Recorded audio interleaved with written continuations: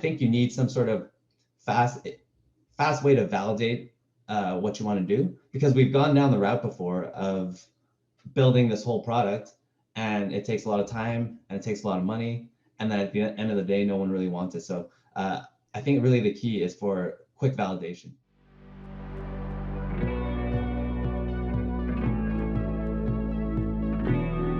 Like, we started selling this product out of the trunk of our cars. Don't be afraid to fail. Inventory management is about balance. Get the product out. That's number one. I've always preached sustainable growth. So we just started building community. Look at the data. Product development is everything. Yeah, we say we're a brick, click, and pop. But you have to love what you do.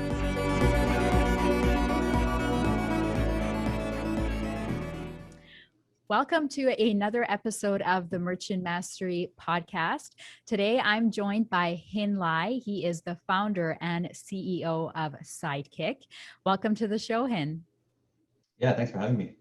Of course. So, Hin, why don't we jump right in? Why don't we first start by telling our listeners a little bit about Sidekick, about your business. So what is Sidekick? What do you sell? Yeah, so we develop recovery tools for athletes. So our main demographic are CrossFit athletes, runners, basically people who train a lot. Our demographic typically trains 4 or 5 times a week, maybe more. So they're very active people. So basically, if you work out a lot and your muscles get sore, then our products are here to help you. And just so if people want to check it out, what's the URL to your site? Sidekicktool.com. Sidekicktool.com. Okay, yeah, definitely go check it out. Okay, so let's talk a little bit about you, and then we'll dive into kind of the specifics of your business as well. But how did you, like, what were you doing before Sidekick, and how did you decide to start Sidekick?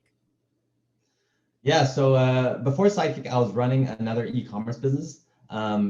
This was, it was predominantly on Amazon. And what we would do is we would buy stuff in China and we would sell it overseas in Europe. And we just had like a system in place, and it was just like a very systemized process. And so we would source stuff overseas and we bring it to places that needed it. So places that had demand. So that's what I was doing. And then at the same time, I was also training a lot for competition. So I was training for CrossFit or like weightlifting, and I had hurt myself. So I had hurt my shoulder. And so I went to see a chiropractor, and he introduced me to the technique of scraping. And I thought it was great. I loved it, and nobody had really heard of it. So because of my knowledge in e-commerce and because of my injury, I saw an opportunity there, and that's kind of where it all started. And so what is scraping exactly? Because people that are listening might not necessarily know what that is. So do you have kind of like a simple way of describing what it is? Yeah, so it's not as scary as it sounds. So I'll start with that. A lot of people think it hurts. It doesn't hurt. It's a Chinese ancient technique used for muscle recovery. It's kind of like in the same domain as cupping, but obviously cupping and acupuncture, those are more mainstream now. And I think scraping can also fall in that category. And basically you're using the edge of one of our tools to break up stagnant blood flow in your muscles. And what that does is it creates more, it encourages the growth of new blood vessels in your system, which increases blood flow and helps you recover faster. Yeah, I have to say, like, some of these, some of the recovery tools that I have seen like out on the market, some of them look almost like little like torture devices. Like, it just looks like it's going to be so painful. But this, because I was obviously like checking out your website before we chatted here, and it looks like such a simple tool, like the scraper, but it seems to be so effective. And I think, there's probably like an education component around that too, to teach people how to use it and the benefits, and of course, how to use it properly as well, I assume. Yeah, and that's the big challenge with scraping, is that not only do we have to educate customers to buy our product, but we have to educate customers on why scraping is different than everything else. So we have an additional layer there. Whereas like if you're selling a water bottle, everyone knows what a water bottle is. Your only challenge is then to convince people that yours is the best water bottle. And do you, so out of curiosity, do you still compete in CrossFit or do you still do it? Yeah, I mean, I don't compete, but just very casually. I mean, I think it's kind of built into my DNA now. I like to stay active, and it allows me to stay close to my customers as well because they work out a lot, and so if I'm in their shoes, then I can understand what they're going through.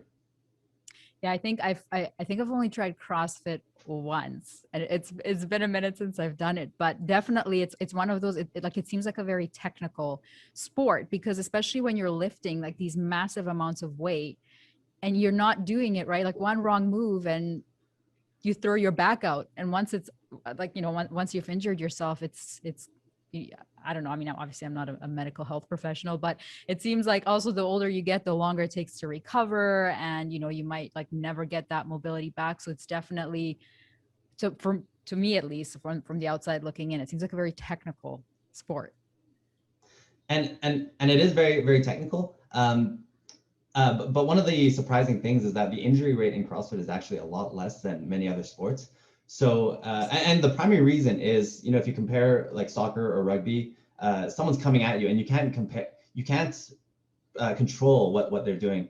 So, so they might come in with a slide tackle and just like twist your ankle, and you have very little control over that. Whereas CrossFit, you have full control over the bar and you have full control over your movement. So it is very technical, but the injury rate is actually a lot less than other sports. Okay, so let's, I'm going to switch gears. Well, not necessarily switch gears. This is talking about the product itself. So we talked about it a little bit, but I'm curious about your product ideation process and like how you come up with what like your next product's going to be, or maybe making improvements to an existing one. How do you come up with the products that you sell? And my second part to that question is, how do you find a manufacturer that will manufacture them to your standard? Yeah, I mean, coming up with products is definitely the most challenging aspects, especially in a niche that is somewhat untapped. So, for example, if you're selling, I don't know, like pillowcases, it's pretty obvious what your adjacent products are going to be. It's going to be like a mattress cover, or like it's going to be, I don't know, some of those scents. I can't remember what they're called right now. But there's a lot around sleep that you can easily add to your product line.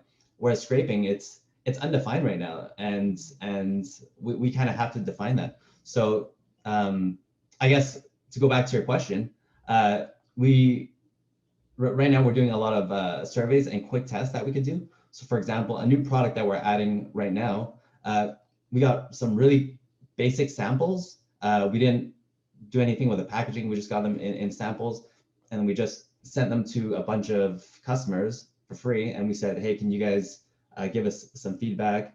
And the feedback was positive, and therefore we're going to move ahead with it. But if the feedback was negative, then we wouldn't have gone ahead with it. So I think you need some sort of fast way to validate what you want to do, because we've gone down the route before of building this whole product, and it takes a lot of time and it takes a lot of money, and then at the end of the day, no one really wants it. So I think really the key is for quick validation.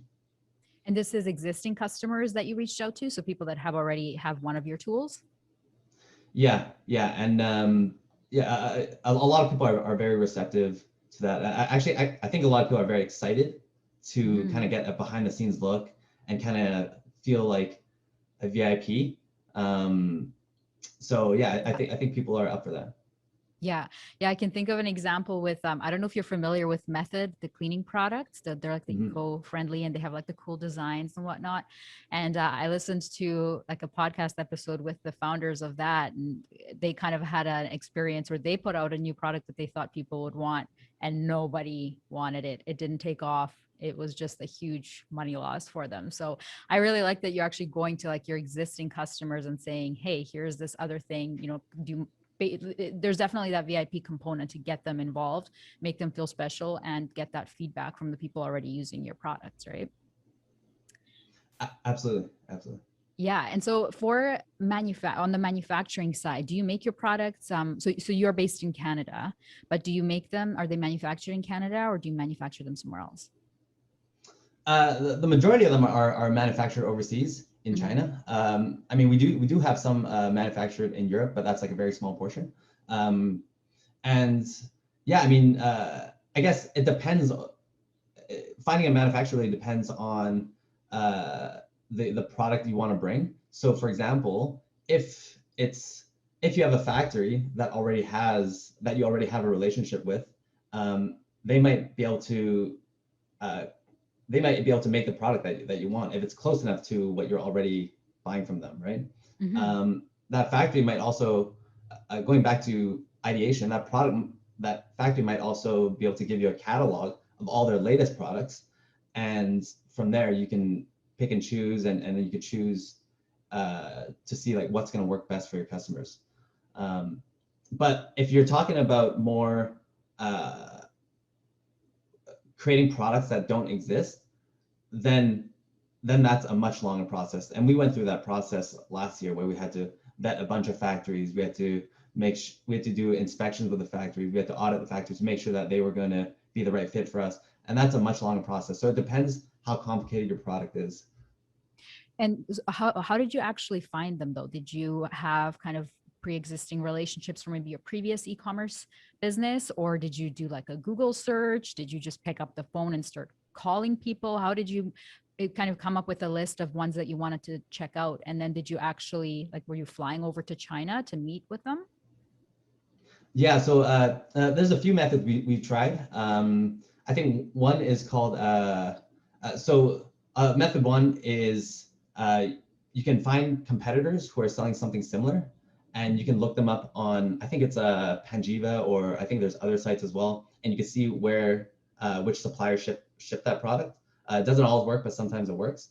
Other methods are looking in the FDA database, again, depending on the product you have. But if your product is classified as a medical device, which the product we were looking at was classified as a medical device, and so you can look at the FDA database, and then you can kind of backtrace to see where it came from. But I mean, that none of those methods worked for the case I'm talking about, which in the end, we got lucky and a consultant referred us to a factory and it worked out. But we did try all those other methods though. Have you heard of Jungle Scout, the software? I've heard of I've heard of merchants using Jungle Scout as well to find manufacturers in kind of a similar fashion of what you were describing, where they're basically, if I see like a water bottle that is sold in Starbucks, and I find the manufacturer that makes the Starbucks ones, and then all the other kind of products that they make, and then you can reach out to them. But obviously that's just one of many different ways. Yeah, absolutely. And I didn't even know Jungle Scout added that feature. I know Jungle Scout's very big in the Amazon arena. Yeah. But yeah, I was unaware of that. But definitely, like, if you're looking for something that already pre-exists, that's probably the best way. And would you say that when you're kind of conceptualizing your products, is there a scientific component to it? It kind of sounds like there is to an extent, because it is, like you touched on, it being kind of like a medical device, although I don't know that you necessarily classify it as that right now. But would you say that there's some science that goes into this product when you're coming up with your products? Not really. I mean, I think it ultimately comes down to finding ways to validate it quickly. Like yesterday, we were in a meeting where we wanted to validate like 20, 30 products and figure out, okay, out of these like 30 products, well, what's going to sell? And so we were talking about like the quickest ways to test these, instead of like going out and building all these or like buying all these. Like, what can we do to shortcut that? And I think that's like the scrappiness that you kind of need when you're building a product. I think that I saw some of your products have like a smart component to them, so they're almost like on the border of like an electronic product. Are you planning on doing more of that, or why did you go that route with your products? Yeah, I mean, I really feel that product differentiation is somewhat what's the word, like there's not enough emphasis on it. I think a lot of people focus on marketing, and while marketing is important, the product should come first. If you have a crappy product, no amount of marketing is gonna help it. But if you have a great product, marketing is just gonna blow it up, right? So I think really the focus should be on great products and differentiation, and that's what we wanted to bring here. We previously, the device you're talking about is called the Fuse 2.0.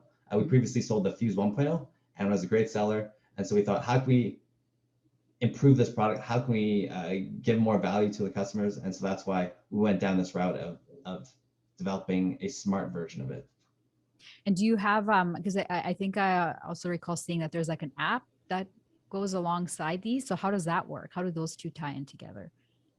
Yeah, so one of the first things I noticed when I used the original Fuse was, sometimes you use it on your back and then you gotta like turn around and like click the buttons to change the settings. And I thought that was very cumbersome because, sometimes you just want to sit there and relax. So if you have the app, now you can control the intensity, you can control the patterns, and we're coming up with a lot of new features right now with the app. So it's just coming up with ways to add more value to the product.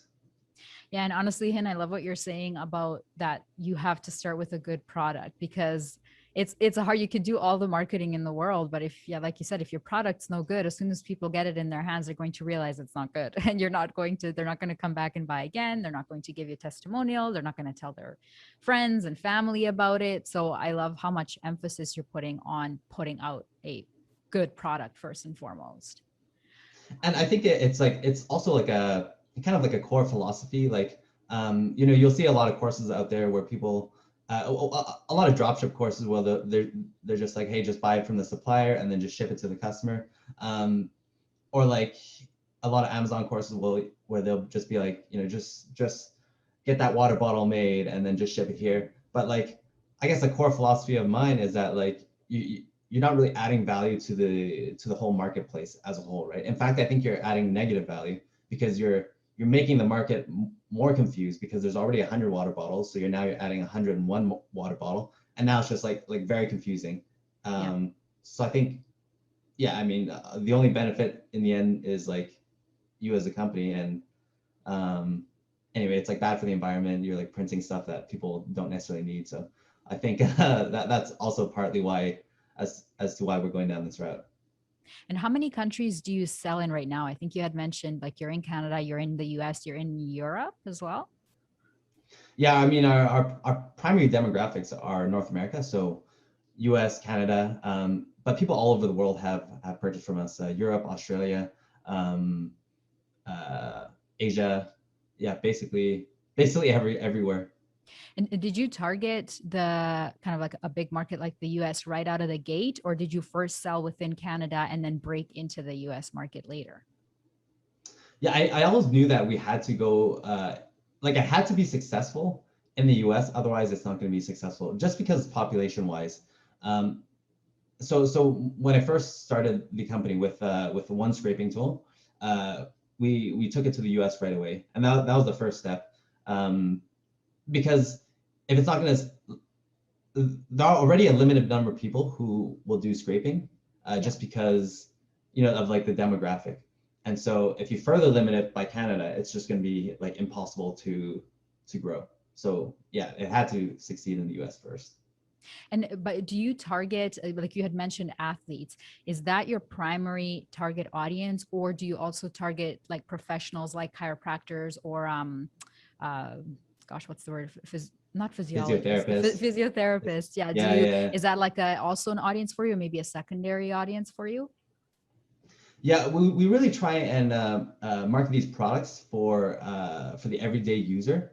And so we tell people these are things you can do yourself in between chiropractor sessions or in between physiotherapy sessions, almost like brushing your teeth, right? Like you see your dentist, but then in between sessions, you still got to brush your teeth. So a similar thing to that. So I guess we don't directly market to the professionals like you were saying, the chiropractors and physiotherapists, but they do buy it just kind of by default. They're yeah, exactly.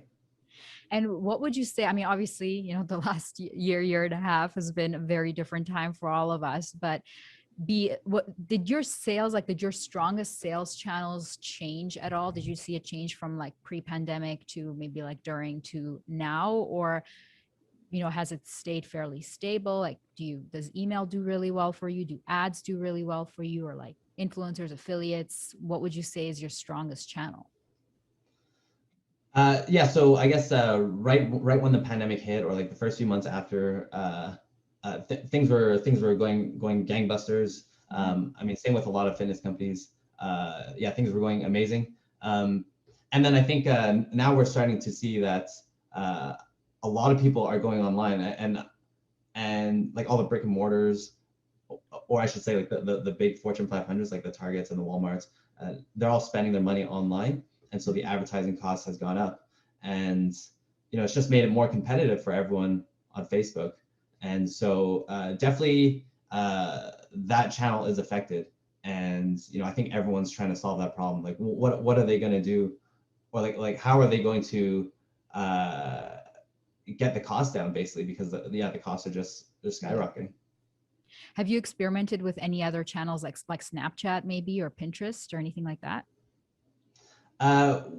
Not those specifically. We'd love to try TikTok, but I think what I tell people a lot is like, let's just focus, and let's just be really good at Facebook, and then let's be really good at influencers, and then everything else around is noise, essentially. Right. And so, and correct me if I'm wrong on some of these numbers, but I think I remember seeing like you guys have quite the following. I mean, on Instagram, you had about 57,000 followers, which of course, nothing to shake a stick at, because you've been in business for how many years now? 5 years now. 5 years. Okay. Yeah. So, I mean, to have amassed that following, and on YouTube, you're, almost 6,000 followers on YouTube. So did you have a strategy kind of when you set out to acquire, followers on these channels, or did that happen organically? Yeah, that was very organic. And to be honest, I don't think we even check our followers anymore. Like at the beginning, it was like a goal to like, let's get to 10,000 followers, and then let's get to 20,000 followers. And then I think after a point we realized like it's not really doing anything. Like in the past we used to post like every day, and then now we cut down our posts to like, I don't know, like once a week, and there's been like very little like well, it's unnoticeable basically in terms of revenue.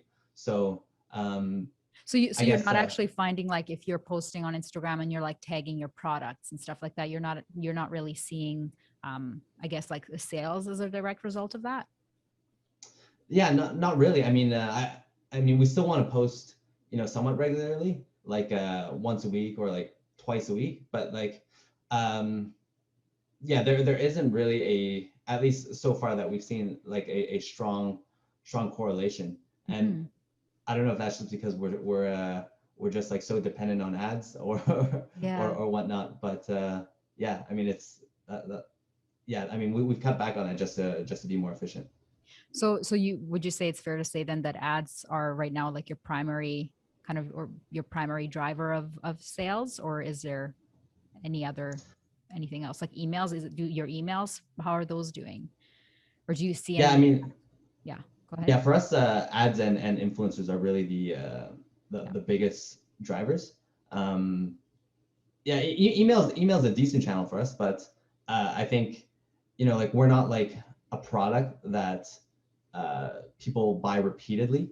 I mean, I think you only need one scraper. I assume it's pretty hard to break a scraper. I guess unless you're like really in pain or something. But yeah. Yeah, exactly. So while I'd like to have like a 30% email repeat purchase rate or something, yeah, I don't think that's like necessarily the goal of our business. Do you offer a warranty on your product? Yeah. I mean, it's a lifetime warranty. Oh, okay. So, and I'm just curious on the email side. So do you have like, and are you able to share the types of emails that you send? Like, do you have like an abandoned cart email that you send out, or do you send a campaign email, once a week or once a month or whatever your cadence may be? Or do you just kind of do it arbitrarily and you don't really have anything like automated or set up?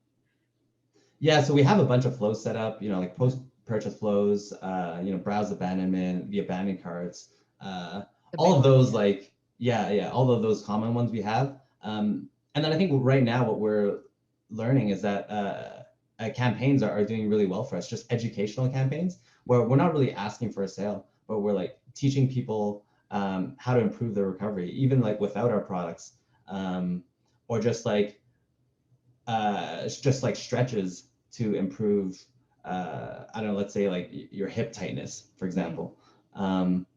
So yeah, I was surprised to see that, those were generating revenue, but they are. So because so yeah, you're we're gonna keep leading those up. it sounds like you're leading with kind of information first and like help first. And then maybe if there's like, a section at the bottom that's like our best sellers or recommended for you or whatever, and somebody gets to that point and then wants to purchase something from that email, it's kind of an added bonus, but you provide all this value up front first and then the sale comes after. Yeah, exactly. So definitely we're gonna keep doing that and just keep trying to push value out. So I have to say, one thing I was really impressed with when I was looking at your site and all your channels and everything. I mean, I've heard of you guys before. We're here in Edmonton, so I've definitely heard of Sidekick before. But I was really impressed with how many testimonials you had, especially like video testimonials, which I know, some of the merchants that I've talked to, they have such a hard time getting just like a regular testimonial, never mind a video testimonial. And you have a bunch of those on, I see them on your YouTube channel, your website. You've got over 1,000 reviews, I think I saw on your website. So that is really, really impressive. And I'm curious if you have a strategy that you use that you found works for getting those testimonials and especially those video testimonials. Yeah, I mean, honestly, we just one day we just decided to email a bunch of people. And they were up for it. I don't really have a secret there, but I think maybe a side topic is what I found works even better is a lot of times people will DM us and they'll say, "Hey guys, your product has really changed my life because of this." Mm-hmm. And then you can tell they're very passionate about it. They're very excited about our product, and then we would message them back, and then we'd get on a call with them, and then we'd say like, "Hey, can we record this whole thing?" And then like we'll just have a conversation. We'll dig into their problem and dig into how our products help them, and we'll take that and then we'll turn it into a piece of content. And I think that's actually much better than a video testimonial, because one, you can actually dig into the problem. You can, a lot of times like a video testimonial, you'll see it and you'll think, okay, I wish like he could elaborate more on that, or like I wish we knew more about like how he got injured, or like like I wish there was more context around him and his story. So yeah. I find it's much better if we can interview them, and also we can control the lighting or like the angles, because oftentimes people don't really understand that or have a grasp of that, because they're not content creators, they're just like regular people. So anyway, yeah, I love that approach, and I think that's what we're going to do moving forward. That's awesome. And I think that also, again, ties back to you have a good product, a great product that people are reaching out to you saying, "Hey, this changed my life." So yeah, I mean, I think that speaks volumes.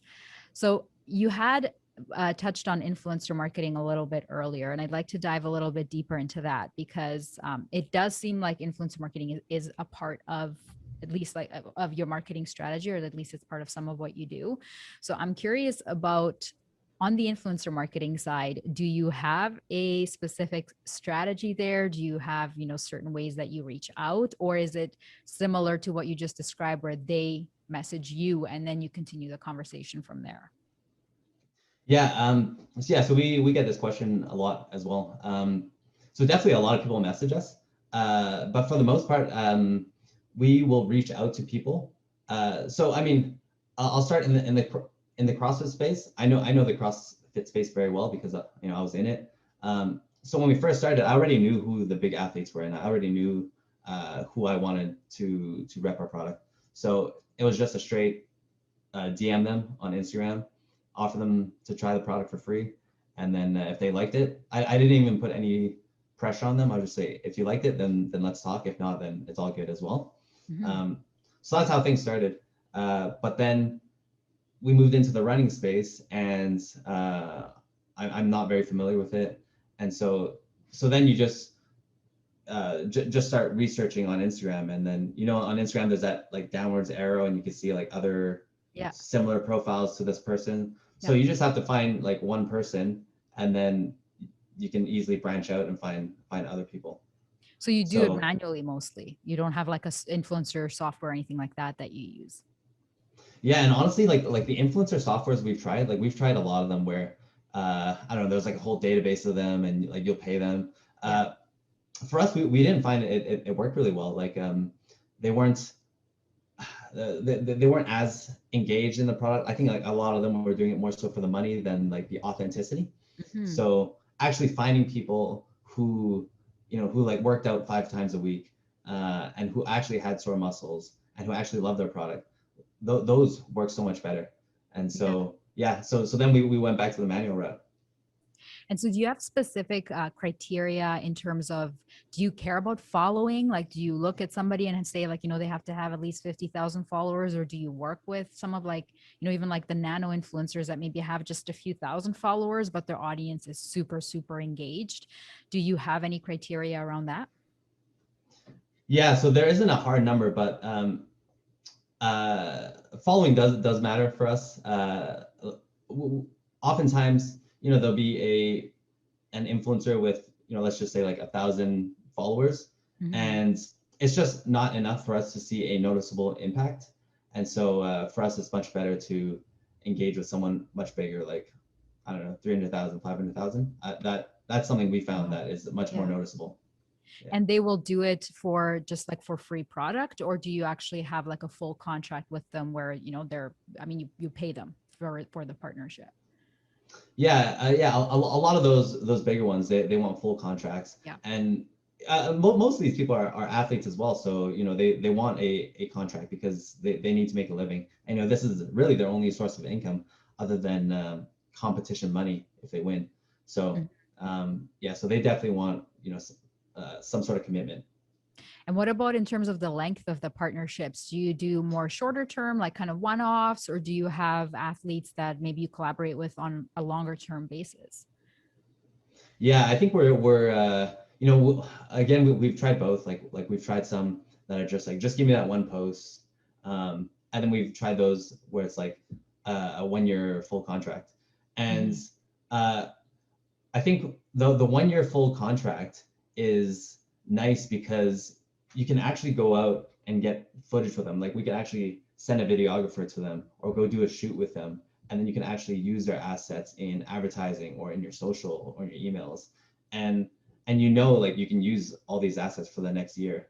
And so that's really worked well for us in our ads, like being able to feature this star athlete in our advertising. It shows credibility. And they're really authentic about it. So that works really well for us as well. And how do you tie revenue back to a specific influencer? Do you give them their own discount code, or do you just watch your sales, or how do you do that? How do you track? I guess, is there any specific KPIs that you track? Yeah, that one's very difficult. So when we first started with influencers, that's actually like that is actually the first thing we did. So like before paid ads, we just started with influencers, and then I sent the product to one influencer, and then she posted it one day, and immediately we got like, I don't know, like 20 sales within like, I don't know, like 30 minutes or something. It was like, it was very noticeable because at the time we were just starting and we basically had like no sales. So like suddenly you see like all your Shopify notifications on your phone, and you're like, wow, okay, something just happened. And then you trace it back to the influencer, and you're like, okay, wow, that really works. And then so you do it with another influencer, and the same thing happens. And so I think because of that, inherently there's some already like belief on my side that it works, and it has an impact. But now when you start adding other channels like Google and Facebook, it really muddies the water, and it really becomes hard to track. So I guess the short answer to your question is it's hard to track. So I guess not really. Like we've tried the discount codes, we've tried like special links, but on Instagram, like no one's they're not always going to click on the link. they might just like go to your profile, follow you, and then like at some point buy. Right. So yeah, it's not always clear cut, but one thing we do look at is CPM. So we'll look at because sometimes they'll tag you as like a sponsored post like a or whatever. brand partner. Yeah. Yeah, like a brand partner, and then so you could see like some of the metrics in the background. But other than that, like there isn't a direct way. Yeah, and I've talked to a few brands that kind of took a similar approach, especially like when they were first starting out, or maybe they didn't have, all this money to spend on ads, and they just started out with influencers to just get the brand awareness out and get those few initial sales, and then the ball kind of kept rolling from there. But I'm also curious if you use affiliates at all. Do you have like a affiliate program? Yeah, we do. I can't say it's been very successful though. I think How long have you had it? we've had it for at least a year, maybe more. The problem I feel with the affiliates is that again, our product is a one-time purchase. So for example, like if you're an affiliate and you're selling, let's say like a protein shake, every month your referral is going to come back and buy more protein shakes, and then you can get that recurring affiliate fee. Whereas ours, it's like a one-time purchase. So like, I guess for an affiliate to, like, if they're deciding between two products to talk about, then one has like significantly more revenue and one has less, then likely they'll go with one with significantly more revenue, which is not ours because it's like a one-time purchase. So it hasn't worked out that well for us. Okay, yeah. So it's not really a focus for you right now then, if that's fair to say. Yeah. No. Okay, so I want to talk a little bit, I know we touched on it already, but about emails again, because I am curious how you get, I think you do have like a pop-up on your site that basically like people give their email and then they get, some mobility hacks and things like that. What kind of sign-up rate are you seeing for that? Like, are you getting, a relatively, like, is your email list kind of growing consistently off of that specifically, or is there some other way that you build your email list?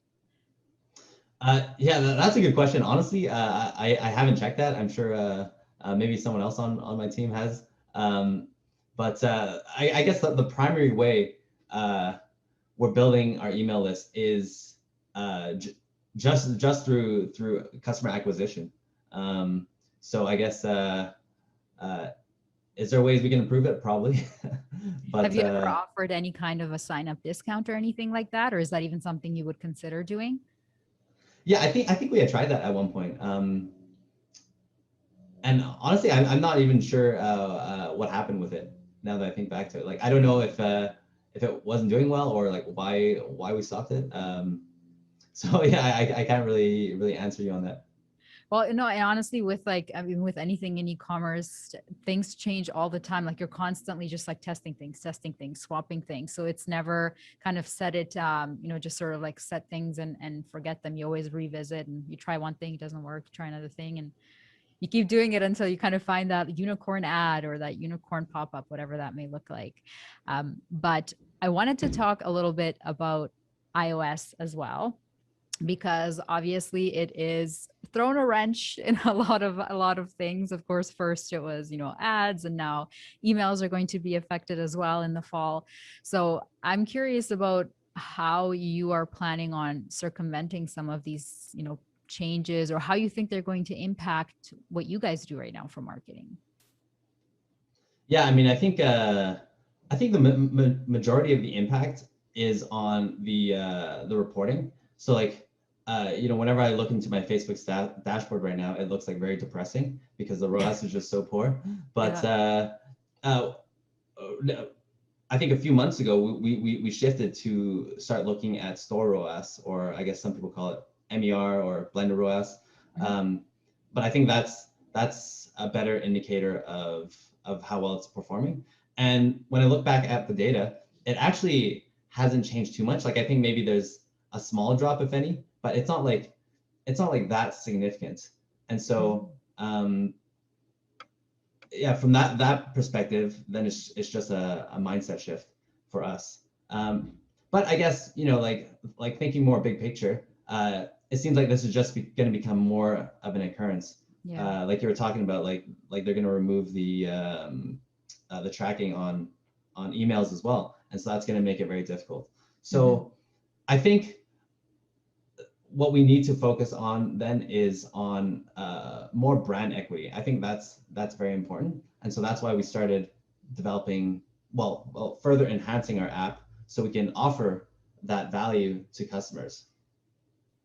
So how would just like touching on that app again, how I think you had mentioned that like you're also planning on kind of essentially using your app as a lead gen mechanism or a way to get leads. How exactly does that work? So it's almost like similar to this podcast where you're just offering value to people, and you know, like maybe someone will come across it or they'll tell a friend or something. So it's a similar concept to that, where someone will come across our app, and there's going to be a lot of free value content on it, content that people are paying for right now, and from there they'll be introduced to Sidekick. I can't like talk specifics right now because it's not released yet. Yeah. But like in a nutshell, it is basically valuable content that we're putting forth, and we know it's valuable because people are paying for it right now. So it's just an app that people are going to be able to like find in the App Store like any other app? Yeah, exactly. Oh, cool. Okay. And you said it's not out yet? Yeah, so we have an app that's out right now, but this is a version 2 of that app, and that'll be out in the next few months. But that's one of the big plays that we want to do in order to build that brand equity, so that we're not that reliant on the paid channels. I like that. This is the first time I've talked to anybody that had an idea like that was actually like using an app as a lead gen tool. So I think that's really cool. And you know, like I think the difficulty is that like with e-commerce, that kind of stuff is not obvious.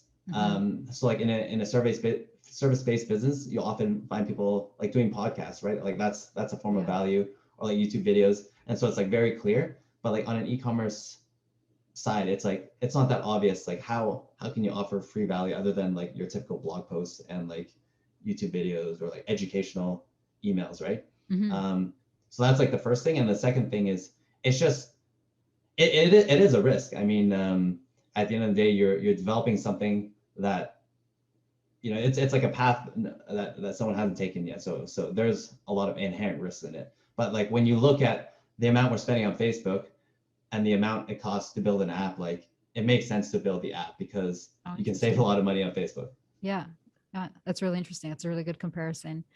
And I think, you know, like I want to dive into your story, like you as an entrepreneur a little bit here as we kind of wrap up the last little bit of the podcast. But I mean, I think, and obviously feel free to disagree, but I think it's pretty safe to say that entrepreneurship isn't always an easy road to take. And, you know, a lot of the merchants that I have talked to actually have had a lot of hardships, and it's actually been like really hard for some of them. So I'm curious if you remember a time when maybe you hit like a particularly rough patch in this kind of journey to launching and growing Sidekick, where maybe you did think about throwing in the towels, that would have been easier and you decided not to. Do you remember a time like that, and what kept you going?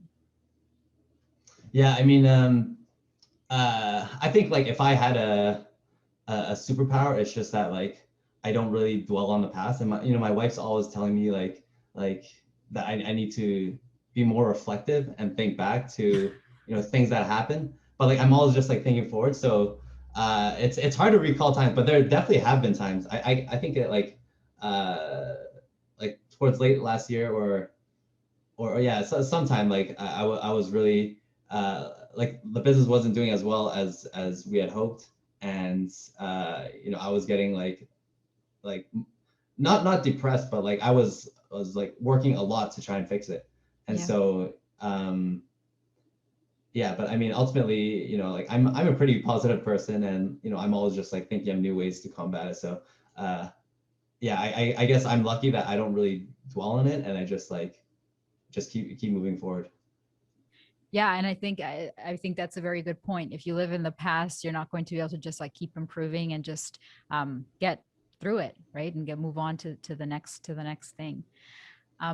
So last question of the interview, I try to ask this to everybody that I have and that I interview for Merchant Mastery, but where do you think e-commerce is going to be in the next 10 years? And where specifically do you see Sidekick being in the next 10 years? That's a loaded question. I know. Let me think. No right or wrong answer, of course.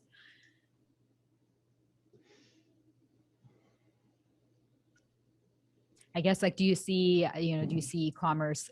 Obviously it's expanded massively during the pandemic because stores were closing, everything was closing. Nobody could have anticipated that 10 years ago, but here we are. So kind of given what we've been through and where we are now, do you think that e-commerce is going to, keep expanding? Or do you think at some point we're just going to get back to like where we were pre-pandemic? Yeah, I mean, in the short term, like short term being like 5 to 7 years, like e-commerce is definitely gonna keep growing. And then obviously, like with like Alexa and Google, it's gonna be like, all that like voice stuff where you can just order on command. I'm just like thinking about a lot of things because like the other day I was reading an article about, Mark Zuckerberg talking about like a metaverse, and I'm just thinking like, like how would a metaverse affect e-commerce, right? Mm-hmm. And he's like talking about like those Oculus glasses and you're in like this virtual world. So I was just trying to play that out in my head. But I guess I don't really have a solid question or a solid answer. Maybe I think a lot of e-commerce companies will become media companies. Mm-hmm.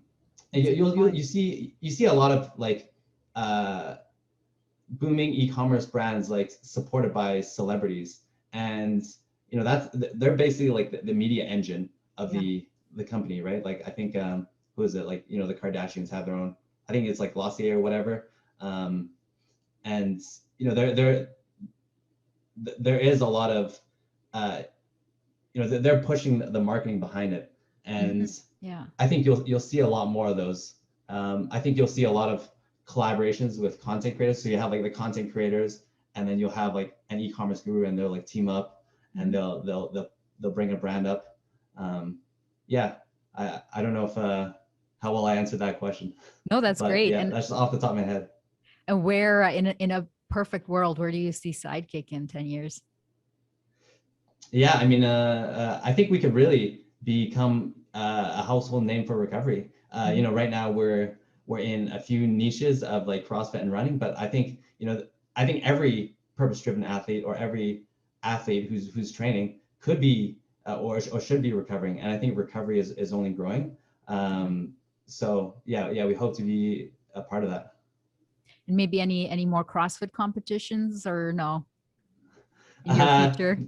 Maybe not yet. I mean, I don't quite have the time yet, but we'll see. All right. Well, Hin, thank you so much for joining me today. I really appreciate your time. I think our listeners have learned a lot, and especially, a lot of new things that we haven't discussed before on this podcast that you brought up. So I really appreciate you being here. I really appreciate your time. And I hope we see you around. Yeah, sounds good. Yeah, it was fun. Thanks for having me.